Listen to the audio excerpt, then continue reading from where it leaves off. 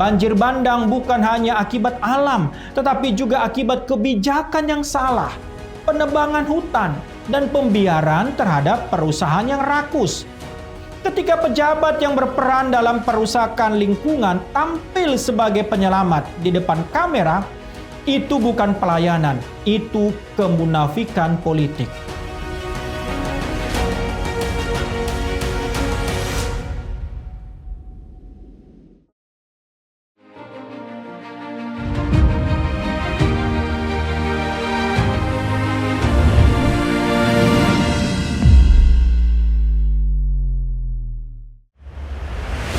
Salam, bertemu bersama saya, Edward Purba.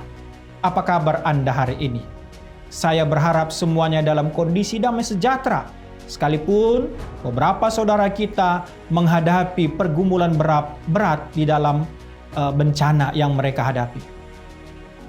Saudara-saudara yang dikasihi Tuhan, ketika banjir bandang melanda Aceh, Sumatera Utara, dan Sumatera Barat, kita melihat banyak air yang mengalir deras beserta gelondongan kayu hutan yang terpotong rapi menghanyutkan rumah, ladang, dan harapan rakyat. Tetapi bersama dengan itu juga, kita juga melihat hal lainnya mengalir deras. Gambar-gambar pejabat yang turun ke lokasi bencana dengan rombongan dan kamera. Ada yang menyalurkan bantuan sambil tersenyum di depan media. Ada yang memegang sekop hanya untuk difoto. Ada yang berdoa di depan kamera seolah-olah kesalehan adalah pertunjukan. Namun Tuhan Yesus mengingatkan kita dengan keras, jangan kamu melakukan kebaikan supaya dilihat orang. Matius 6 ayat 1. Apakah memberi atau mengunjungi korban dengan membawa tim dan disorot itu salah? Tidak selalu demikian. Karena bentuk seperti ini juga sebagai sebuah laporan kepada publik atas apa yang dilakukan. Apalagi dia seorang pejabat publik, agar ada saksi mata bahwa dia bertanggung jawab kepada rakyatnya. Pertama, perlu kita pahami, pelayanan sejati tidak butuh sorotan untuk popularitas.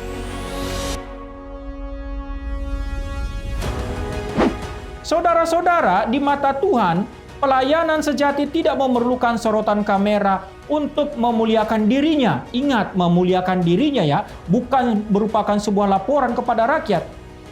Tapi haruslah merupakan sebuah sorotan kasih.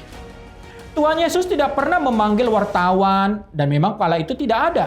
Ketika ia memberi makan 5.000 orang, tetapi tetap ada saksi mata, para muridnya. Ia tidak menyiarkan mujizatnya untuk popularitas, tetapi untuk menyatakan kasih Allah. Tindakan pejabat yang menjadikan penderitaan rakyat sebagai panggung politik adalah bentuk penyalahgunaan penderitaan manusia. Dalam teologi Kristen, kasih sejati atau agape selalu berpusat pada penerima kasih, bukan pada pemberi kasih. Artinya, jika bantuan atau pelayanan dilakukan untuk menonjolkan diri, maka kasih itu telah kehilangan maknanya. Kedua, teologi keadilan. Allah tidak bisa dimanipulasi oleh pencitraan.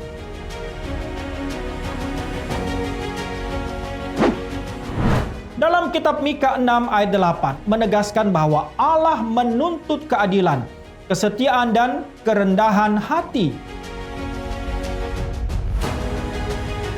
Keadilan di hadapan Tuhan bukan sekedar memberi bantuan sesaat, tetapi mengubah struktur ketidakadilan yang menyebabkan penderitaan. Banjir bandang bukan hanya akibat alam, tetapi juga akibat kebijakan yang salah, penebangan hutan, dan pembiaran terhadap perusahaan yang rakus.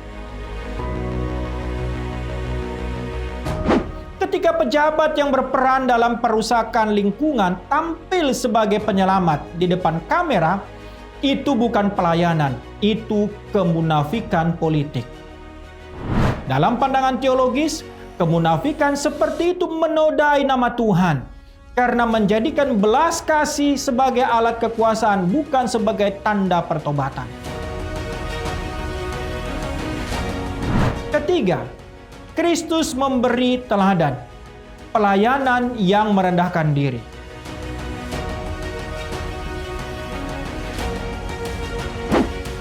Tuhan Yesus, Tuhan yang adalah dan juga guru, membasuh kaki para murid-muridnya. Yohanes 13 ayat 14-15. Ia tidak datang untuk dipuji karena menolong, melainkan untuk melayani tanpa pamrih.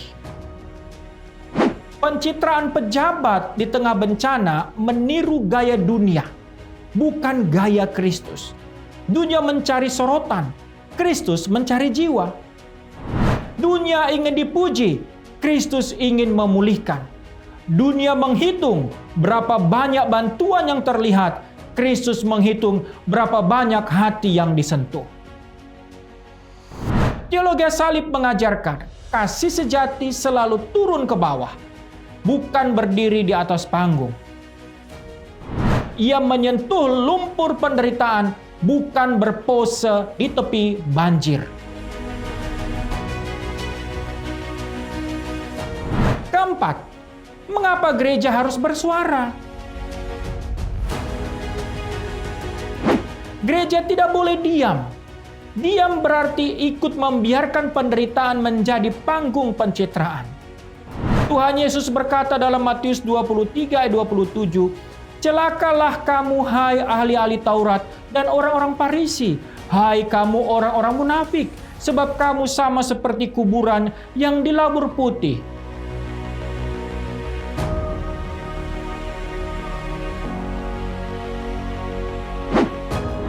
Gereja harus menjadi suara kenabian, menegur dengan kasih, menuntut keadilan dengan hikmat, dan mengingatkan pejabat bahwa tanggung jawab sosial bukan kesempatan publikasi, tetapi panggilan moral. Sebab yang Tuhan lihat bukan siapa yang muncul di berita, tetapi siapa yang hadir di tempat yang sepi, membantu tanpa kamera, berdoa tanpa publikasi, dan menangis bersama korban tanpa penonton. Yang kelima, seruan untuk pertobatan dan perubahan. Saudara-saudara, kita semua dipanggil untuk menolak budaya pencitraan dan menumbuhkan budaya pelayanan yang menonjolkan diri. Mari kita doakan agar para pemimpin kita bertobat bukan dari agama tapi dari kesombongan.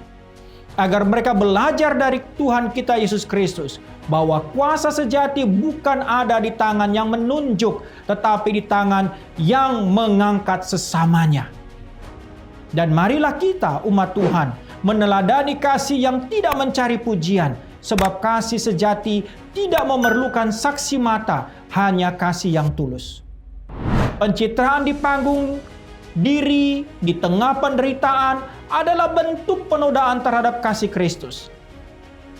Karena kasih yang sejati tidak pernah memerlukan publikasi. Allah menolak pelayanan yang dilakukan demi sorotan manusia. Tetapi Ia berkenan atas pelayanan yang dilakukan dalam kerendahan hati dan kejujuran iman.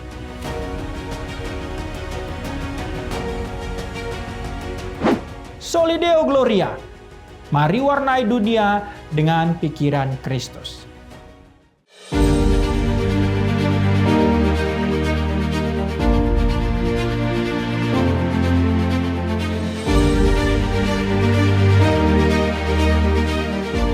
Ikatan Kristen Nusantara adalah komunitas lintas denominasi yang rindu melahirkan generasi Kristen yang maju dan terdepan. Mari berkolaborasi dan bersinergi dengan kasih untuk mencari, membina, dan mendanai anak-anak berprestasi yang terkendala biaya kuliah, lalu mengutus mereka ke dalam dunia dan mempercayakan mereka untuk mendukung gereja dan lembaga Kristen lainnya, agar terus melahirkan generasi unggul dan memberitakan kabar baik supaya keselamatan yang daripada Tuhan sampai ke ujung bumi.